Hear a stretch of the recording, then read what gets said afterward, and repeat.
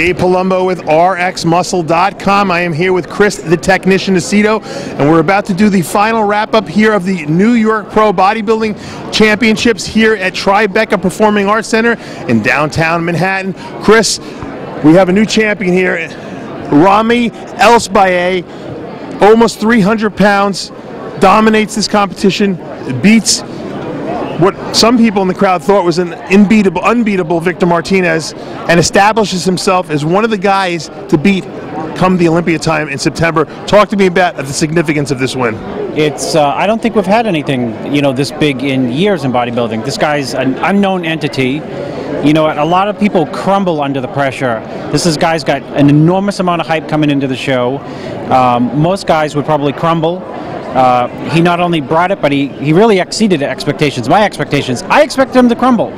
I saw Dennis James working with him the night before, and Dennis said, he's got a shot to be in there to win. And I think Dennis was downplaying that. And when I saw this guy walk on stage, I said to myself, if this guy doesn't win this show, this crowd is going to rip this theater apart, because that's how good he was. He was so much better than everyone else that I think it was closer between Victor Martinez and Juan Morel for second and third than it was between Ramy and the rest of the lineup. Well, we have to go back to prejudging when you had Victor in second, and I said I have Morel pushing him for second. So I know you were downplaying your guy, but I agree with you here. I think the final call out of Victor and Ramy at night was kind of just, I don't know if it was even a confirmation, if it more was for the crowd. Yeah. I think the judges knew Ramy was going to win at that point. I would have liked to see Juan in that call out as well, just to see how Juan fared against Victor in that final comparison. Well, he was in the Juan was in that last call with the top guys, and I think he was fuller today and a little bit tighter rather tonight.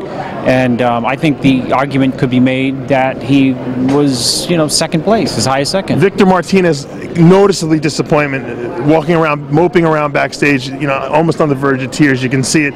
Was this a very big emotional as well as political blow for Victor, because he really had to win this show? I mean, to get back to the Victor that we expected. True, but I don't think he expected a non-entity like Ramy to actually pull it off. That's one. Two is, I don't think that this is obviously this was not a great Victor. Let's call it like it is. Yeah. He's flat, or I don't even know if he's small too. He's small, I think it is. So, what I said in the play-by-play is, when I was looking at him tonight, is he's still ridiculously dangerous going forward. His lines are dangerous, but he just needs it is a bodybuilding show. Yes, and you said in our live pregame show is that that muscle from Ramy, what you've seen, has got to count for something, and it did. I mean, he's just blasting full, and he was able to get by a 75% Victor Martinez. Well, what does Victor do now? Does Victor have to regroup and maybe go to Chicago? I think he regroups and puts back, I think, the muscle that he still doesn't have on from where. So you think he should wait? Yeah, I think he should wait, and maybe do like a Europa Super Show. Yeah, something like that. Europa Super Show, or I think he ought to call you. Is what he should do. I still have the same number for like the last 10 years. These guys seem to forget it though. Well, it's funny that it always comes back. Juan Morel, arguably, look, I don't like to talk about my own clients, but he's arguably the best. Talk about him now. He's the best. He's the best I've seen him. I was very happy with his fullness tonight, even better after 2 McDonald's meals. He filled out even more. This guy talked about his potential, Chris. Well, it's not bullshit what he eats, because I saw him eat it, and it just shocked me. And if I didn't see his condition on Thursday, I'd say, "What are you doing?" He's got a nutty metabolism. He still has all the potential to be crazy dangerous, and I think you saw it tonight. He's better here than he was last year, for sure. Absolutely. He's brought up. He's got more mass, and he's got a ridiculous, small midsection. So I think he's super dangerous going forward. I mean, going forward into the future. He still needs more muscle. Once he gets a little bit more muscle, he's going to be winning shows like this for sure. His legs flatten out a little bit when you see him. When he sucks down a little bit, and I think that once he has a little more muscle, like you said there, it's not going to be a factor anymore. John De La Rosa, you didn't think he was at his best. I thought this was the best I've seen of John De La Rosa, and I told John back then, just said, you know what, if you had been at Brazil, at the Arnold Brazil, you would have won it. Well, there was the asterisk Brazil, meaning a lot of people could have won it. Right. I thought he was flat in prejudging. He's got a killer physique. I thought he filled out a lot today when I saw him at night. But as much as he filled out, I said, wow, he's going to move up. Then when Juan came out, I said, no, he's not going to move up. That's a testament. This was an amazingly deep show for any show. You know what I mean? Top 5 were incredible. Yeah. Clarence DeVries, 5th place. Steve Weinberg calls him the Gecko, and he transformed his body.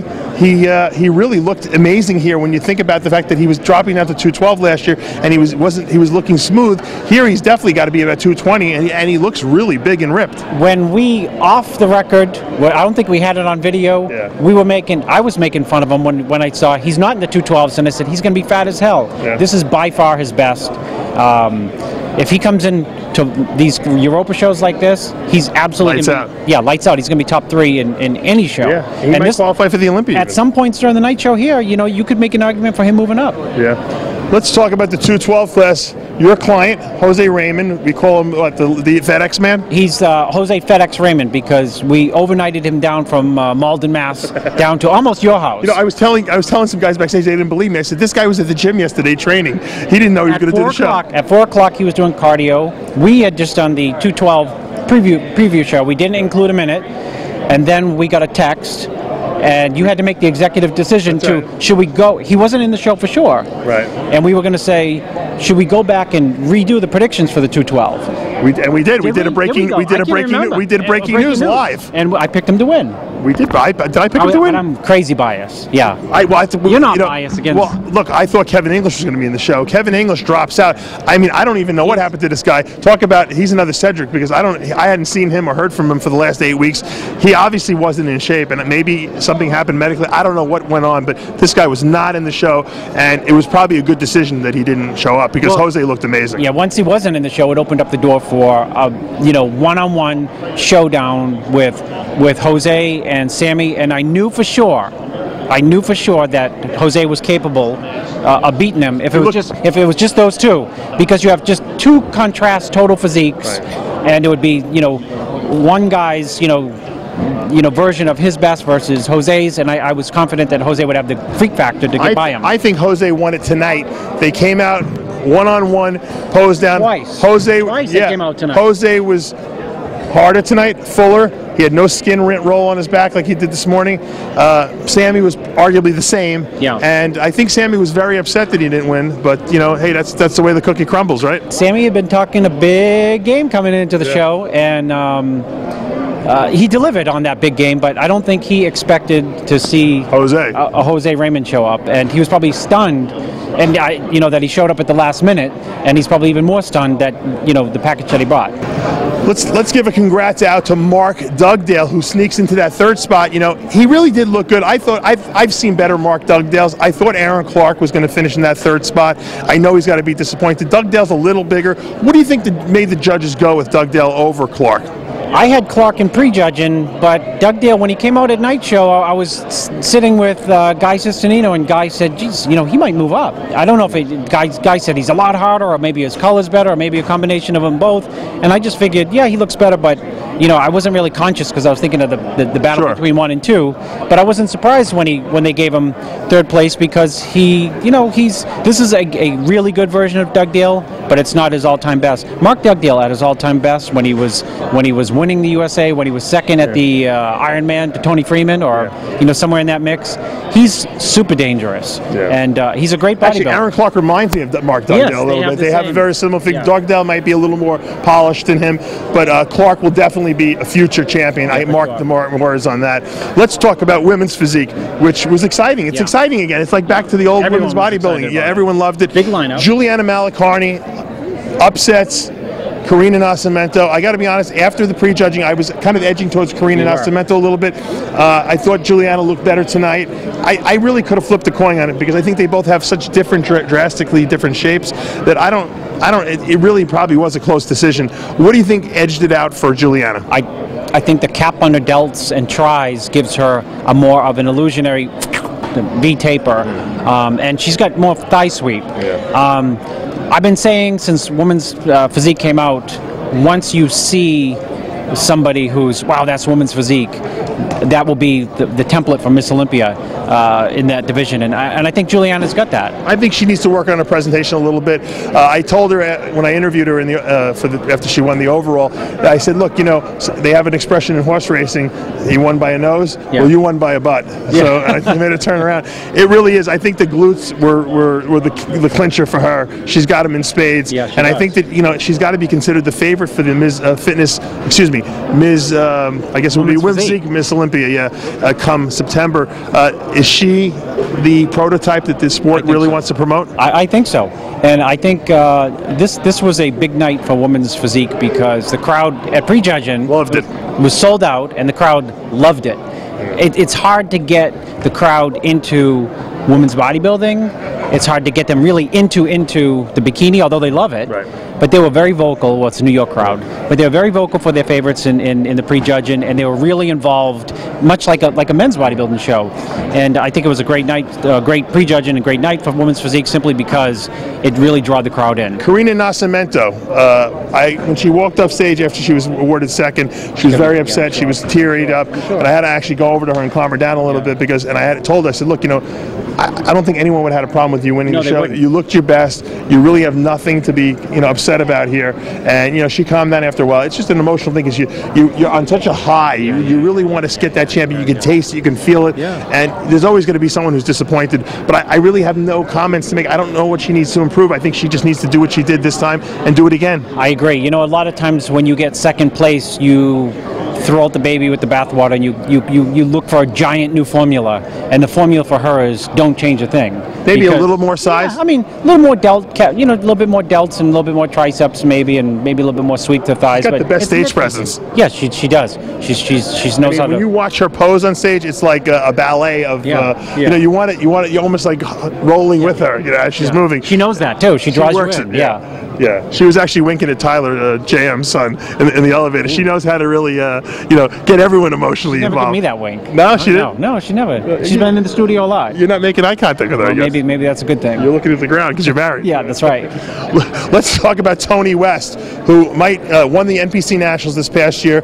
A lot of people have been talking big things about her. I thought she came in a little softer than she should have. She said she was in much better shape 2 weeks ago, and I don't know if she just softened the purpose because she was afraid to come in too hard. Now she sees these girls. I predict the next show she comes into, it'll be harder. I think she's going to be in Toronto. You're going to see a different Toni West. You know what? That's what shows do. They open your eyes a lot of times to condition. You know what I mean? And you think like you're in condition or you're hard enough, and then you come and you see the lineup and you say, wow, this is, you know, you look left, look right, you say, that's condition. Sure. And I think that, you know, that wake up call for her is something that she needs because she's obviously still number one, but her best is yet to, you know, she can improve. And Sadiq Hadzovic wins the men's physique title here. He's from New York. He's the New York champion now. He's got to be considered also one of the favorites going into that Mr. Physique, I guess you can call it Olympia. I don't know. What are they going to call it? Mr. Men's Physique? Olympia. I would call it Mr. Physique Olympia. I like that sound of it better. You know, him and Mark Anthony seem to be guys that are really standing out. He turned pro at 176 pounds. He's almost at 200 pounds now, and he looks better. I guess they're going for bigger guys in men's physique now. Listen. These guys, a lot of these guys have dynamite physiques, meaning a lot of fullness and tremendous condition. He was hitting poses for us backstage, and I swear he could win a bodybuilding show. I thought a lot of these guys in the top 12, top 10, if you put them in a New York regional show, would fare pretty well in a bodybuilding show. Well, of course, we don't know what they look like from the waist down, but I mean, you see quality muscle that sometimes you don't see in the men's professional, and I mean it. I agree. Let's talk about the figure championships here. Candace Kean establishes herself as the woman to beat for the Figure Olympia come September. She's beaten Erin Stern at the Arnold Miss Figure International. Now she's beaten Nicole Wilkins, who had to settle for third place here tonight. Does Candace just coast in? Is this the look that they want for figure now? You know what? Coast. If you're winning all these shows, she's just racking them up. If you're winning, why change really anything? I mean, I guess you continue to do what you're doing. Why would you Is there some reason to? I mean, you tell me. J.M. Mannion told me that the judges actually said she looked better than at the Arnold, which I thought she looked amazing at. You know, I mean, she's just getting better and better and better. I mean, she really has hit her stride, her peak, and I think that this is going to be her year for the Olympia win. I don't see anyone touching her. Yeah, she's got to be on cloud 9 at this point, and I couldn't be happier since she's one of my species nutrition athletes. She's. I think you're going to have a winner in Vegas. I hope so. Huh? Finally, right? I know. I know it. I think you will. What about Nicole Wilkins? What does she do now? She's got to settle for 3rd place here, not even 2nd place.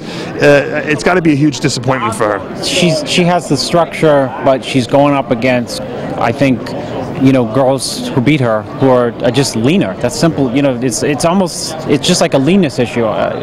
You agree? She can't get her. Look, she's got the best structure out there, maybe, sure. And she's really beautiful, and that helps. And she just cannot get in shape. Maybe she should call the technician. For sure. I wouldn't know what to do. I don't want that responsibility. You don't want that responsibility? No. You know, 4 hours of cardio and no carbs for 6 weeks. 4 hours. Cedric McMillan. 4 hours of cardio a day and no carbs for Jose FedEx Raymond works. What would Cedric consider her? Is she a 10 or is she a 6?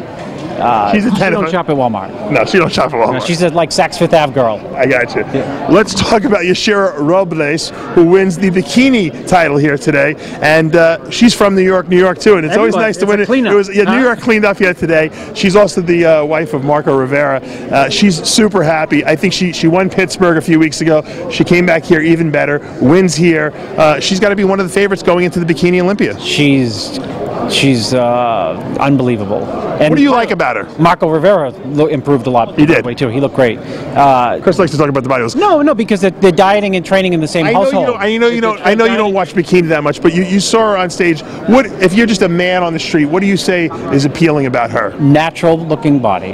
That's what you know. Who's in shape. A lot of the girls are in shape. And I mean, they look natural, but she's just got a flow to her physique, and you know, she has all the bells and whistles in the right places, and she's, you know, hair, makeup, suit, butt, boobs, the whole works, and she's beautiful. Bells and whistles in the right places. Well, speaking of bells and whistles, it was a bells and whistle night because we actually got out of here really quickly. Yeah. But we've established a new dominant force in men's bodybuilding. His name is Rami El Spaye. I think he was about 290 pounds on stage today. What was he, 299? That's what Johnny Styles is telling me. Great. If he comes in 299 or 89. I think he was 289 actually, but even if he comes in 5 to 7 pounds lighter for the Olympia, this guy, I don't think anyone else believes it, but I believe he can win the Olympia. DJ, the technician, James, told me that he is going to have Remy, I think, move out to live with him. Go live with him. I mean, they're putting it. You know, talk about putting it all on the table like a Vegas. Maybe we should get my dad to teach him English. Yeah, he is an English teacher. Yeah, he'd be reading poetry within like 6 drinking months. wine. Yeah. He may be down to 249 living with your dad. or he'd be 340. Well, your dad may be 340. Who knows? Yeah, you never know. Well, it was a great night here in New York. Steve Weinberg has sold this place out. I know he's very happy. I haven't seen him in this good a mood in probably 20 years since I've known him.